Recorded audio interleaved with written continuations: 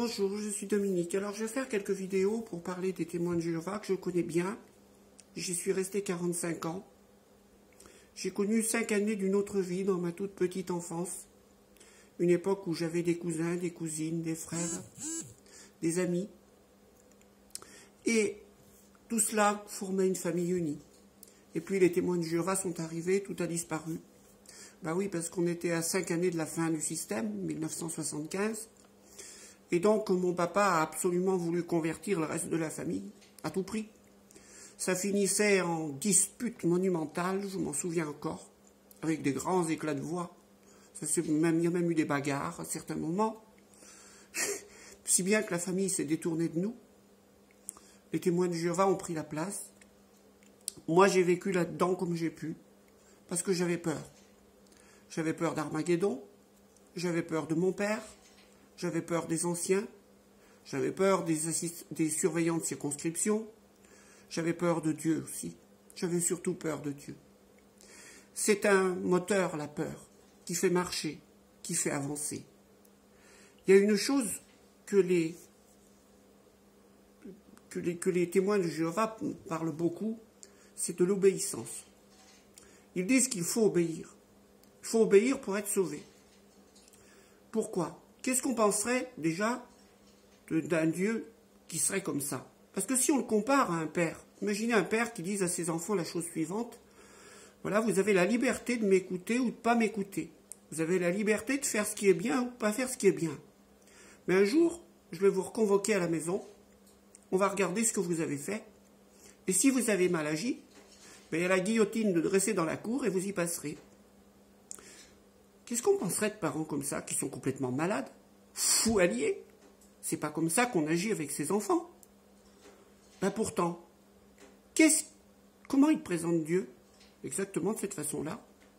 Ils disent que Dieu, Jéhovah, veut nous laisser faire ce qu'on veut. On a le choix de ne pas le servir ou de ne pas le servir. On a le choix, soi-disant. Seulement un jour, Jéhovah, il va nous juger à Armageddon, qui est tout proche. Et si on ne l'a pas écouté, ben, il va nous détruire. Qu'est-ce que c'est que cette histoire? Comment s'est présenté Dieu, ça? Sachez une chose, cette façon de voir, elle correspond à une façon de voir qui était très courante dans l'Ancien Testament sur la façon d'obéir. Si vous lisez le livre du Deutéronome au chapitre 13, versets 6 à 11, je ne vais pas tout vous le lire, c'est un peu rébarbatif, mais il est dit en quelque sorte que si un humain décide de convaincre un Israélite d'aller adorer d'autres dieux, vous savez ce qui devait se passer? Eh bien, tu le feras mourir. Ta main se lèvera la première sur lui pour le mettre à mort, et la main et tout le peuple ensuite.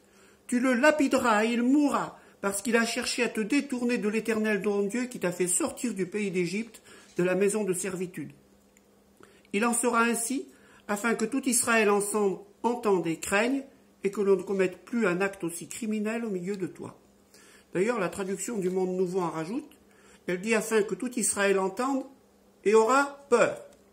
Voilà, ils auront peur, comme ça ils obéiront. Qu'est-ce que vous pensez de cette forme d'obéissance, qui est celle que les témoins de Jéhovah ont? Tu obéis parce que tu as peur. Pourtant, Jésus va montrer qu'obéir, c'est autre chose. Dans l'évangile de Matthieu, chapitre 21, verset 28, il dit « Que vous ensemble, un homme avait 2 fils, et s'adressant au premier, il dit « Mon enfant, va travailler aujourd'hui dans ma vigne. » Il répondit « Je ne veux pas. » Ensuite, il se repentit et y alla. S'adressant à l'autre, il dit la même chose, et ce fils répondit « Je veux bien, Seigneur. » Il n'y alla pas. Vous notez que le père ne dit pas « Va travailler à la vigne, sinon tu vas prendre une rouste. » Non, il dit rien. Il dit « Va travailler à la vigne. » Le premier dit « Je veux pas. » Pas envie. « Je veux pas travailler à la vigne. » Mais finalement, il se repentit. Ça veut dire quoi? Ça veut dire qu'il a réfléchi. Il a réfléchi, bah oui, papa, il a une vigne. C'est ce qui fait vivre la famille. Et une vigne, il faut que je travaille un peu dedans. Donc, c'est pour mon bien à moi. Donc, finalement, à la réflexion, il se dit, bah, moi, oui, je vais travailler à la vigne. Le deuxième, lui, il passe pour l'enfant bien obéissant. Oui, papa, je vais y aller.